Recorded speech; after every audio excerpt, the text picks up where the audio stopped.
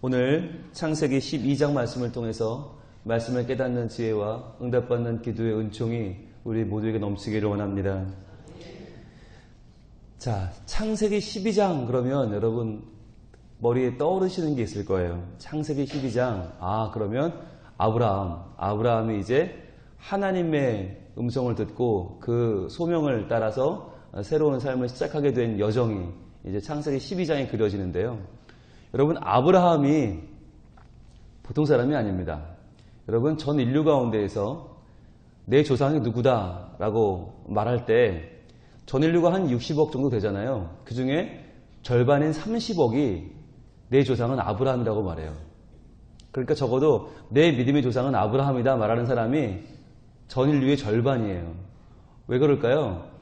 여러분, 기독교라고 말하면 기독교는 정확히 말하면 천주교와 개신교를 합한 겁니다.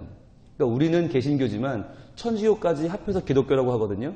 그러니까 기독교, 그리고 또 유대교, 이슬람교, 이 세 가지 종교는 전혀 다른 종교예요. 그런데 세계적인 이 세 종교가 다 믿음의 조상으로 아브라함을 고백해요. 그러니까 이슬람교도 아브라함부터, 유대교도 아브라함부터, 기독교도 아브라함부터.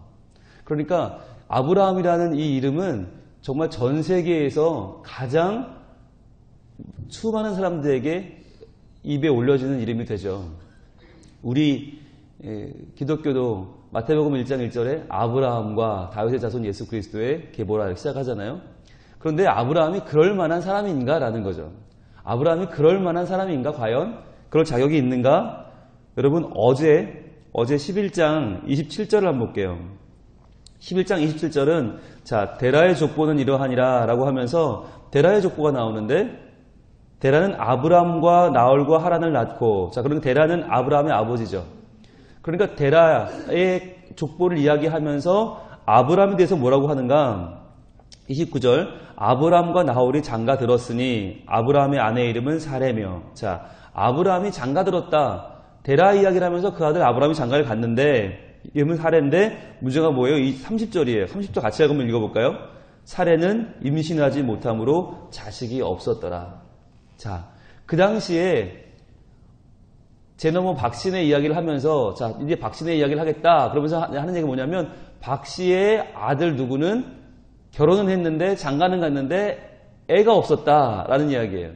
자, 여러분, 그 이야기를 들으면 무슨 느낌이 들어요? 아이고, 박씨도 이제 글렀구만. 이런 마음 들지 않아요? 어쩌다 자식을 장가는 보냈는데, 자식이 없어요. 그 얘기는 이제, 아이고, 대가 끊어졌구만. 아이고, 그 집은 이제 끝났네. 이런 느낌이 드는 거예요. 그러니까 창세기 11장에서 아브라함에 대해서 이야기할 때는 이미 끝났다. 데라의 가문은 이제 희망이 없다.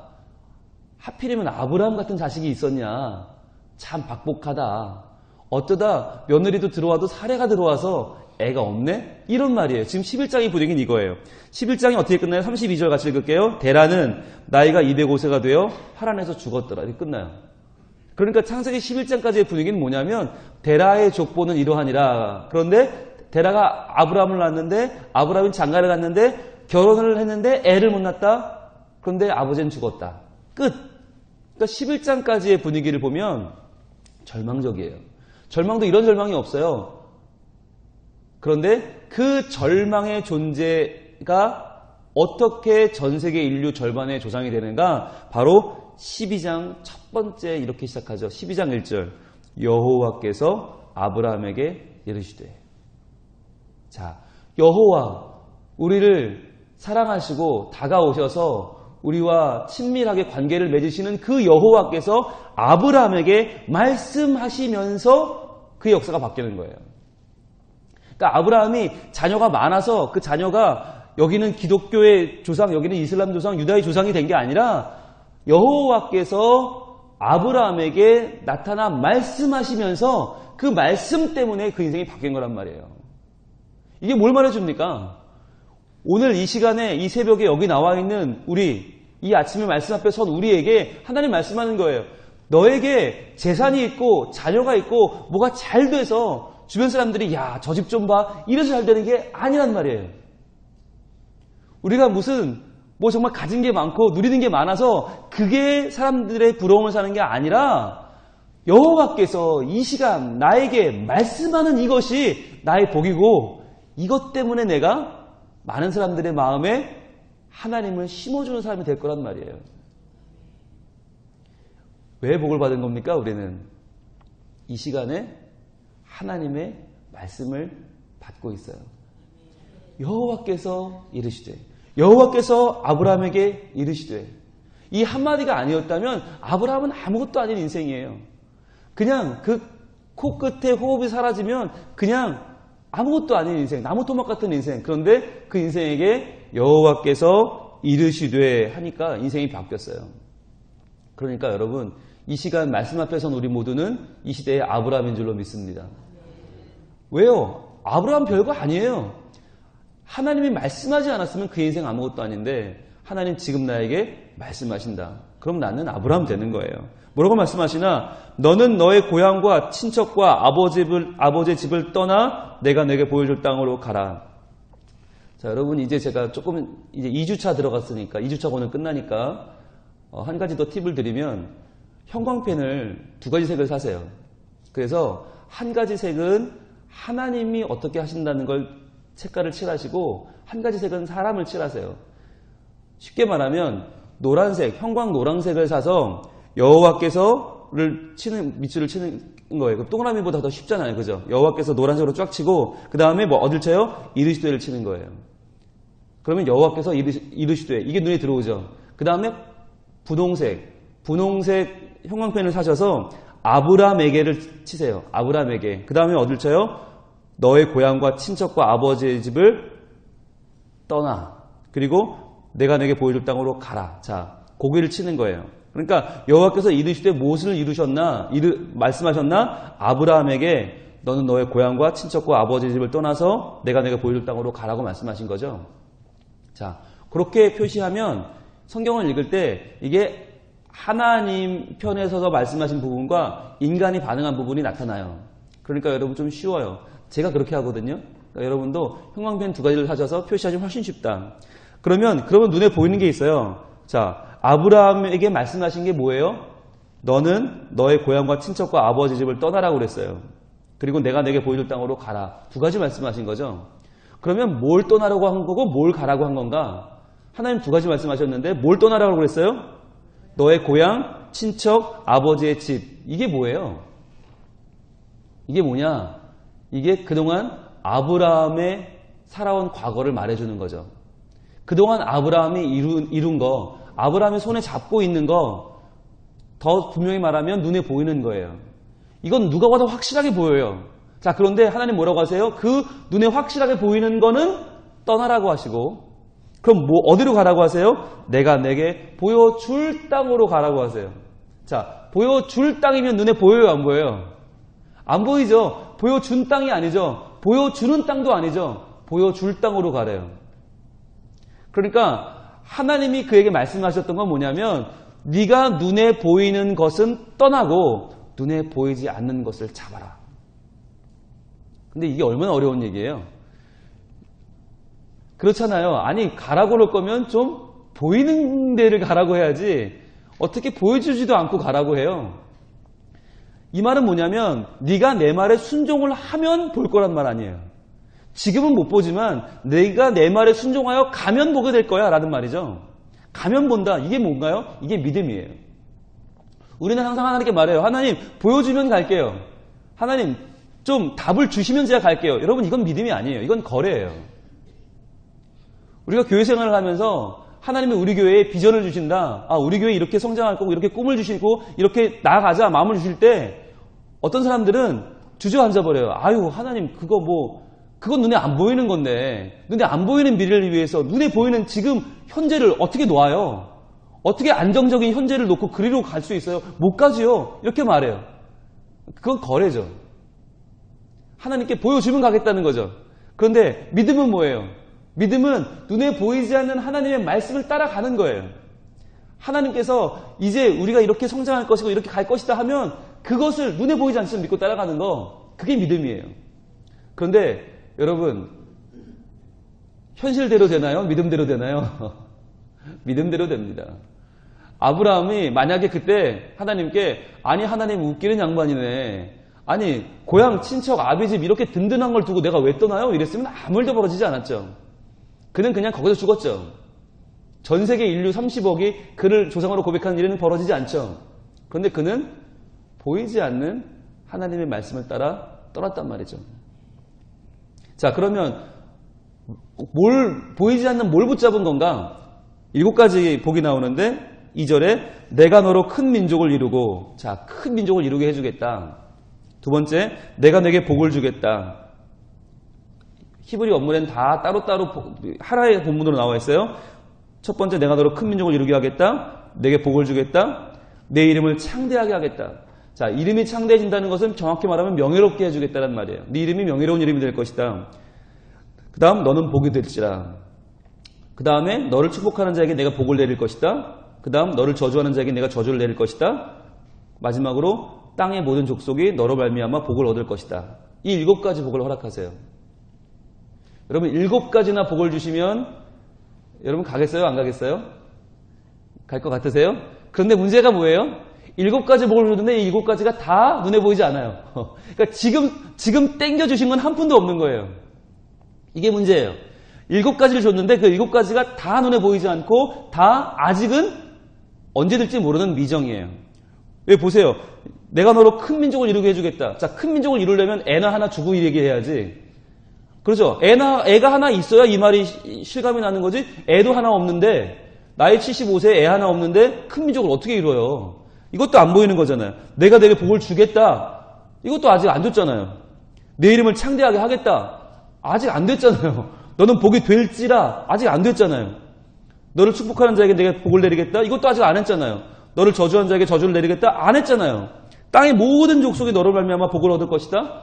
아유, 애 하나도 없는데 무슨 땅의 모든 족속이 어디 있어요. 그러니까 이 말은 전부 황당한 말인 거예요. 그러니까 현실적인 눈으로 보면 이 말은 다 말이 안 되는 거예요. 하나님이 지금 나를 말도 안 되는 말로 감언이설로 꼬시는구나. 현실적인 눈으로 보면 이것은 다 말이 안 돼요. 그런데 4절입니다. 여러분 이 4절이 우리랑 다른 거예요. 우리는 여기까지 나오면 아유 그냥 하나님이 괜한 소리 하신다. 그리고는 일이나 하러 가야지. 우리는 이렇게 나온단 말이죠. 그런데 4절이 뭐라고 말해요? 이에 아브라함이 여호와의 말씀을 따라갔고, 여호와의 말씀을 따라간 거예요. 그 뭘 따라갔느냐? 그는 미래의 희망을 따라간 게 아니에요. 그냥 잘 되겠지. 그래 내가 복을 받을 거야. 그래 내가 커진데 와 좋다. 그걸 따라간 게 아니라 내가 돈 많이 벌고 부자가 될 거야가 아니라 보이지 않는 여호와의 말씀을 따라갔단 말이에요. 여러분 이건 엄청난 이야기예요. 우리가 성경을 읽을 때 이 새벽에 나와서 읽고 수요일날 읽고 주일날 읽고 집에서 큐티하면서 읽으면서 어떤 사람들은 아무리 말씀이 말해도 아유 그냥 말씀에 그렇다고 써있네. 그냥 아유 하나님 그렇게 말씀하시는데 글쎄 나하고는 관계가 없는 것 같고 그냥 나는 그냥 나대로 사는 거지 뭐. 에휴 그래 내가 그렇지 뭐. 덮어버려요. 아무 일도 벌어지지 않는 거예요. 근데 아브라함은 어떻게 해요? 여호와의 말씀을 따라갔단 말이에요. 여러분 어떤 인생 사시겠습니까? 말씀 읽고 내 맘대로 사시겠어요? 말씀 읽고 욕심대로 사시겠어요? 아니면 욕심대로 살지 않고 말씀대로 살아 말씀을 따라가서 그 말씀이 이루어지는 삶을 사시겠어요? 비교가 안 되는 거예요. 내가 가진 거 지키는 삶은요 아무리 지켜도 그 정도로 끝나요. 그런데 말씀을 따라가면요 아무리 못 돼도 말씀만큼 돼요. 아무리 못 돼도 7가지 복이 나한테 찾아와요. 이거 해볼 만한 일 아닙니까? 보이지 않는다고 해서 그것이 없는 것이 아니잖아요. 보이지 않는 게 더 소중해요. 왜냐하면 보이지 않는 건 믿음의 영역이기 때문에. 보이는 건 거래지만 보이지 않는 건 믿음이다. 그 믿음을 따라 걷는 거예요. 자, 그런데 아브라함이 하란을 떠날 때 75세였더라 그랬죠. 우리는 이 말을 들으면 우리식으로 생각하면 아 되게 할아버지다 이런 생각을 해요. 75세면 아유 그래 뭐 인생 다 산 거 뭐 이때 가서 그냥 제2의 인생을 은퇴 후에 출발하나 보다가 아니죠. 왜요? 여러분 아브라함이 우리처럼 나이 한 80 넘으면 아유 뭐 그냥 다 됐다 90대면 가시겠지 이랬다면 75세는 그런 나이가 맞아요. 그런데 아브라함이 몇 살까지 살았어요? 25장 갑니다. 창세기 25장 7절. 창세기 25장 7절. 자, 아브라함의 향년이 몇 세요? 175세에 들어가 그랬어요. 175세에 죽습니다. 아브라함이. 그러니까 175세에 죽었는데 75세에 떠났으면 아직 절반도 안 산 거예요. 그러니까 우리나라식으로 하면 아직 30대 후반이에요. 아직 40이 안 된 나이에요. 그러니까 여러분 이게 왜 소중하냐면 우리가 75세라는 이 숫자만 보면 아예 그냥 뭐 어차피 이쯤 됐으면 그냥 사나 가나 별 차이 없네가 아니라 자기의 인생이 본격적인 궤도에 진입하는 시기란 말이에요. 본격적으로 뭔가를 이루고 뭔가를 해내야 되는 시기란 말이에요. 가정을 꾸렸으면 책임져야 될 나이예요. 그 나이에 아브라함은 보이지 않는 말씀을 따라 떠났다. 과연 우리가 그럴 수 있는가라고 하는 거죠. 자, 5절 아브라함이 그의 아내 사레와 조카 롯과 하란에서 모은 모든 소유와 얻은 사람들을 이끌고 가나안 땅으로 가려고 떠나서 마침내 가나안 땅에 들어갔더라. 자, 떠나서 마침내 한번 표시해 보시고 들어갔더라 표시해 보세요. 자, 떠나서 마침내 들어갔더라. 이게 지금 한 문장 안에 들어있기 때문에 우리는 굉장히 쉬운 것 같죠. 뭐 떠나서 들어갔네 했더니 이런 식이죠. 서울에서 아까 떠난다고 연락 왔는데 부산역 도착했대. 이 정도 느낌이잖아요. 그런데요, 이게 어마어마한 길입니다. 하란에서 이스라엘까지는 700km예요. 700km. 여러분 700km면 얼마나 돼요? 서울, 부산 2배죠. 2배가 좀 안 되죠. 700km. 근데 여러분 700km를 그 당시에 그냥 걸은 것도 아니라 식구를 다 데리고 가축을 다 데리고 짐을 다 싣고 700km를 걸었다? 얼마나 걸렸을까요? 수십 일이 걸렸든지 몇 달이 걸렸겠죠. 그것도 보이지 않는 것을 따라서. 같이 가는 사람들이 그냥 갔겠어요? 오만 불평불만 다 하지 않았겠어요? 아니 아브라함이 왜 저래? 아니 여기 지금 다 하란에 좋은 거 다 놔두고 왜 어딜 가? 아니 왜 이러는 거야? 얼마나 사람들이 반대가 많았을까요? 그걸 뚫고 온갖 고생을 해가면서 그 모래먼지를 마셔가면서 굶어가며 굶주려가면서 힘들어가면서 700km 간 거예요. 그런데 그렇게 갔으면 어떻게 돼야 돼요? 가나안 땅에 딱 들어가면 쫙 프랭카드 붙어있고 환영 아브라함 어서 오세요. 여기는 당신 땅 이래야 되는 거 아니에요? 그게 아니라 어떻게 됐어요? 6절 아브라함이 그 땅을 지나 세겜 땅 모래 상수리 나무에 이르니 그때에 가나안 사람이 그 땅에 거주하였더라. 자, 거기 아무도 없어야 되잖아요. 그래야 그게 내 땅이 되죠. 그런데 가나안 사람이 거주를 했다라는 얘기 뭐예요? 이미 그 자리를 지키고 있는 원주민이 있었다. 그것도 여러분 이 당시 원주민은 다 유목민이니까 유목민들이 얼마나 자기 바운더리 들어오는 걸 안 좋아해요. 얼마나 경계를 하고 얼마나 공격을 해요. 아마 죽이려고 들었을걸요. 아브라함은 하나님 말씀을 따라서 지금 700km를 걸어왔는데 와보니까 목숨의 위협을 받는 모양이 된 거예요. 자기는 객이 된 거예요. 굴러온 돌이에요. 그러니까 그 가나안 사람들이 죽인다고 쫓아오는 거예요. 야, 여러분 이때 어떻게 살아야 합니까? 예수를 믿으려고 잘 믿어보려고 결심을 했는데 말씀대로 살아보려고 하는데 삶에 핍박이 오고 고난이 오고 아픔이 오고 시련이 오는 거예요. 어떻게 해야 돼요? 그런데 이때 이제 잘못 왔나? 라고 하고 있는 그 아브라함에게 어떤 일이 벌어져요? 하나님이 또 나타나세요. 7절 여호와께서 아브라함에게 나타나 이르시되 내가 이 땅을 내 자손에게 주리라 하신지라. 여러분 7절이 1절과 다른 점이 하나 있어요. 1절도 여호와께서 아브라함에게 이르시되고 7절은 여호와께서 아브라함에게 나타나 이르시되예요. 뭐가 달라요? 나타나가 달라요. 그러죠. 그러니까 하나님은 하나님의 말씀을 따라 살아갈 때 우리가 말씀을 따라갈 때 겪는 시련이 있다. 하나님은 나타나서 말씀하신다. 그때부터 하나님은 더 가까이 다가오신다. 그러니까 시련을 만나는 게 중요한 게 아니라 하나님이 나타나시는 게 중요한 거예요. 그런데 여러분 이 말씀을 안 따라가면 나타나실 일이 없잖아요. 말씀을 따라가면 나타나서 보여주세요. 뭘 보여주시는 거예요? 하나님이 나를 보라고 하는 거예요. 나를 봐라.